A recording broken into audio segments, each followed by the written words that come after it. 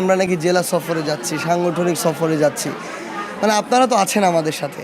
আমরা এখানে 4টা ভাগে আমাদের কাজগুলো করি।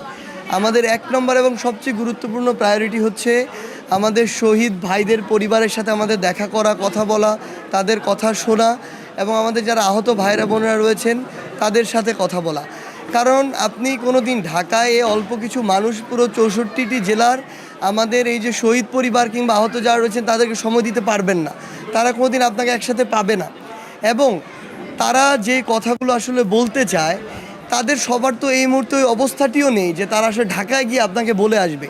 তাহলে এটা তো আমাদের নৈতিক দায়বদ্ধতার জায়গা, যারা আমাদের কথায় এভাবে নিজের জীবন অকাতরে বিলিয়ে দিয়েছে, রাস্তায় নেমে এসেছে, তাদের ঘরে ঘরে গিয়ে তাদের কথাগুলো শোনা, তাদের সন্তান হিসেবে হোক কিংবা তাদের পরিবারের একজন সদস্য হিসাবে হোক। হয়তো আমরা ঘরে ঘরে যেতে পারিনি, কিন্তু আমাদের অবশ্যই তো জেলায় এসে অন্তত জেলার এখানে যারা আমার শহীদ ভাই এর পরিবার রয়েছে কিংবা যারা আহত রয়েছে তাদের সাথে কথা বলা, তাহলে অন্তত একান্তভাবে তাদের কথাগুলো শোনা যায়। এটা এই গুরুত্বপূর্ণ সবচেয়ে ইম্পর্ট্যান্ট কাজটি আমরা প্রথমত করি।